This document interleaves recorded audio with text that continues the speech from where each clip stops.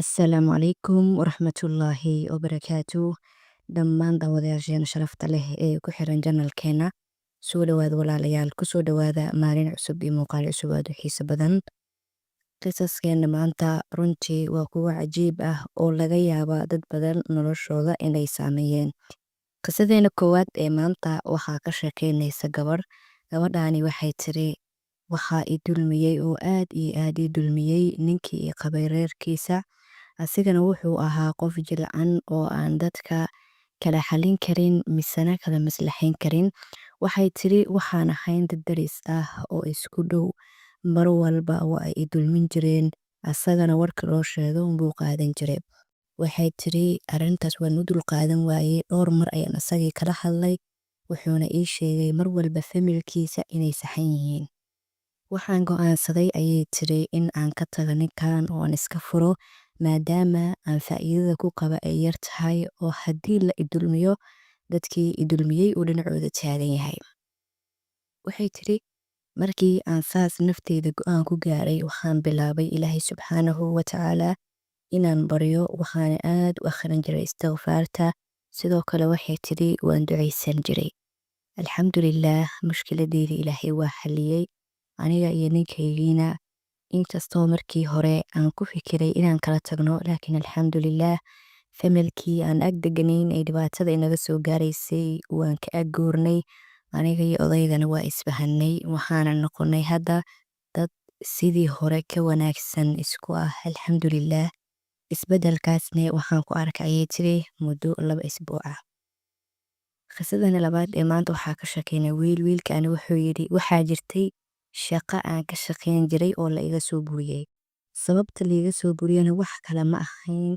Shaqadan marka hore aniga waxaan ku jiray natiijadeyda ama shahaadadeyda, laakiin ninka meesha madaxda ka ah qof ay qaraaban yihiin ayaa imaaday. Sidaas ayaa anigii shaqadii la iga soo buriyey. Markii shaqada la iga buriyey oo aan gurigeyga imaaday wuxuu yidhi lama filaan ayay igu noqotay. Ilaahay ayaa igu hanuuniyey inaan istighfaarta oo keliya aqriyo. Waxaana ku celcelinayay astaghfirullah wa atuubu ilayh. Bal ka waran qof meel ka shaqaysanayay oo hal meel ku tiirsanaa markii si kedis ah shaqadii uu ku waayo. Runtii waa arrin aad iyo aad u culus. Sidaas ayaa liiga soo buriyey ayuu yiri shaqadii. Anigana waxaan bilaabay istighfaarta anuun ogeyn meelan wax ka bilaabo, anuun ogeyn meel kale oo aan u shaqo tago. Alxamdulillaah ayuu yiri Ilaahay wuxuu ii siiyey shaqadii shaqo ka wanaagsan muddo 1 bil ka yara. Qisadeeni xigta ee maanta waxaa ka sheekeynaysa gabadhaani waxay tiri waxaan lahaa gabar aan saaxiibo ahayn oo saaxiibo aad iyo aad iskugu dhow aan ahayn oo wax walba ii sheegan jirtay. Waxay tiri waxaa haysatay bushaakil ama famil dhinaca iyada iyo ninkeeda ah. Aad ayay noloshooda u adkeyd, isfahamkooda u adkaa. Waxay gaareen heer ay kala tag ku fikiraan. Waxaa u joogta ayay tiri 2 gabdhood.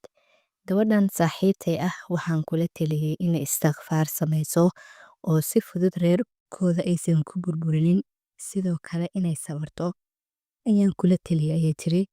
Taladaydii way qaadatay waxayna bilowday in ay istighfaarta akhrisato. Muddo kooban kadibba waxay ii soo dirtay fariin iyadoo ileh alxamdulillaah, aniga iyo ninkeyga waa isbahanay, wax ayaan meel wada dhiganay, nolosheenina si cajiib ah ayay isku beddeshay. Waxaan la yaabay ayay tiri siduu ninkan u noqday qof kale oo qofkii shalay aan u ahayn ayaan la yaabay. Waxaan dareemay ayay tiri istighfaarta ama dambi dhaafka inuu Ilaahay subxaanahu wa tacaala qofka weydiisto inay sixir la mid tahay. Alxamdulillaah.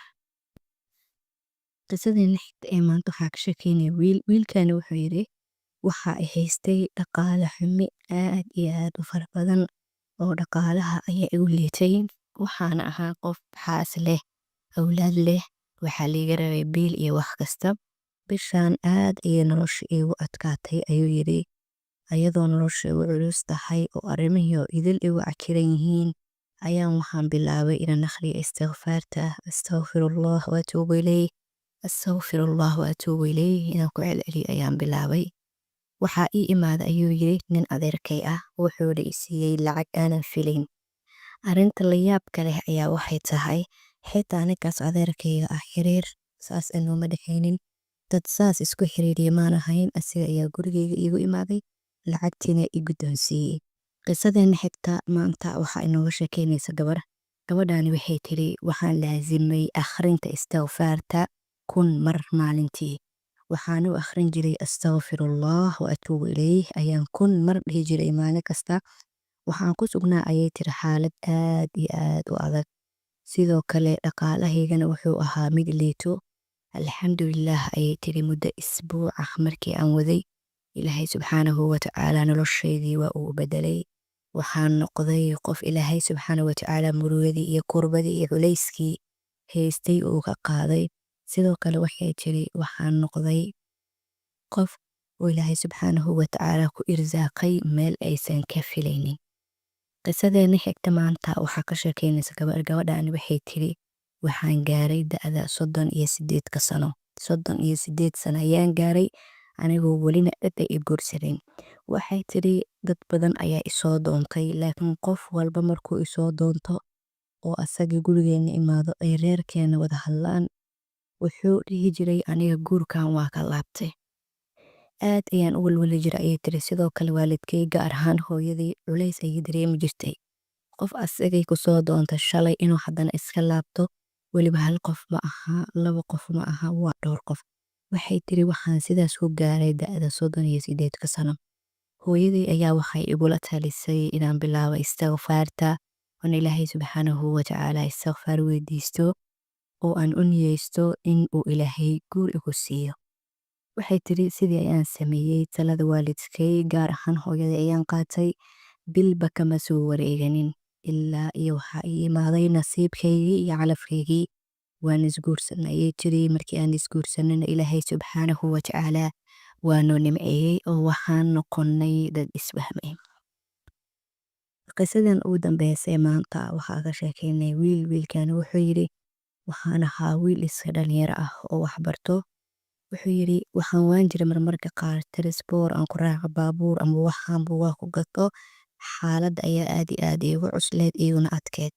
wuxuu yidhi maalin maalmaha ka mid ah ayaa ilaahay subxaanahu watacaala i haleeshiiyey inaan bilaabo istikfaarta.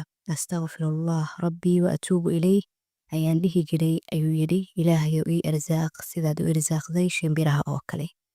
markii aan intaas sameeyey ayuu yidhi alxamdulilah 2 isbuuc kadibba ilaahay subxaanahu watacaala wuxuu i siiyey dhowr boqoloo doolar, waxayna ila soo gaartay qof aanan ka filin. alxamdulilah wuxuu yidhi waxaan ahaa arday yar oo iska maskiin ah, $50 xataa haddii aan helo waa ay igu filnayd, laakiin waxaan helay muddo 2 isbuuc keliya dhowr boqoloo doolar. alxamdulilah ilaahay subxaanahu watacaala fadligiisa ayay ku sugnaatay. waxaan dhihi jiray astaqfirullah rabbii wa atuubu ilayh, ilaahow ii irsaaq sidaad u irsaaqdo shimbiraha oo kale.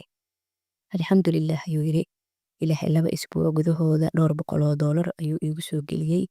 meelaanan ka filayn iyo cidaanan ka filaynin ayuuna ilaahay subxaanahu watacaala iga siiyey, anigoo aan cidna wax weydiisanin, cidna gacmaha u hoorsanin, qofna baryin ayuu alle subxaanahu watacaala igu irsaaqay.